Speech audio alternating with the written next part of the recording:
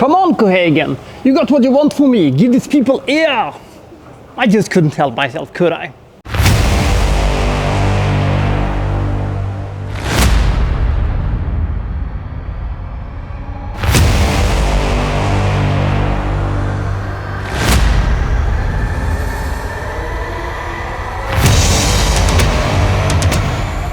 So Air is the story of how Nike signed Michael Jordan and essentially how Air Jordan was born. Wait, that's the story? Why do I care about that? You know, I'm not the biggest fan when it comes to sports. I don't care about sports that much, and I especially don't care that much about basketball and, you know, the story of how Nike was able to, you know, become a global phenomenon and how they were able to, you know, pay Michael Jordan $400 million a year to wear their ugly ass shoes for being very good at putting a ball in a basket.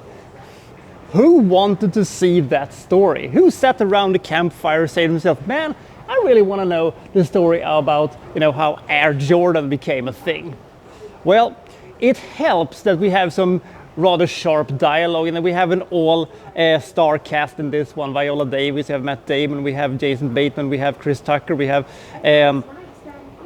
Matt Damon in this one, and I mean, it really helps. The dialogue is sharp. I mean, not Aaron Sorkin's sharp or anything like that, but it is a good script. There are moments in this one that it's kind of fun and entertaining. The screaming matches they have with, you know, the agent when they were approaching, you know, Michael's parents.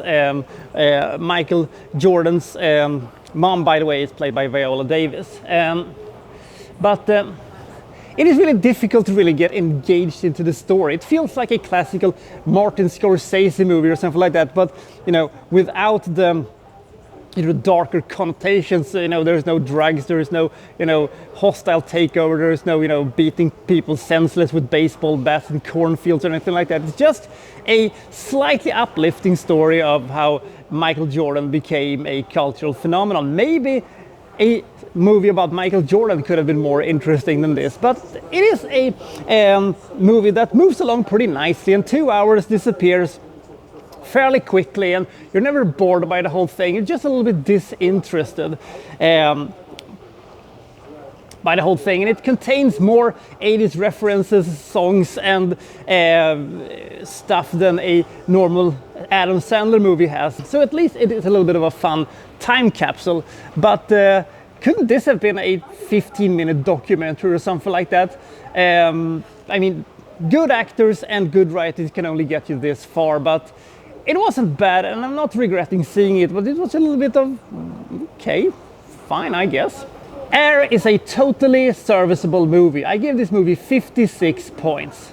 Man, if they wouldn't have had all these great actors and if they wouldn't have had all this sharp writing, this movie could have been quite abysmal. Because this isn't some, you know, underdog struggle with this, you know, mom and pop shop going up against some, you know, behemoth of the industry or something like that. It was just that Nike was a little bit slipping behind and then they weren't anymore. So, fine. Well, I kind of recommend this movie, but it's clearly not something that you have to see, but it's definitely you could see.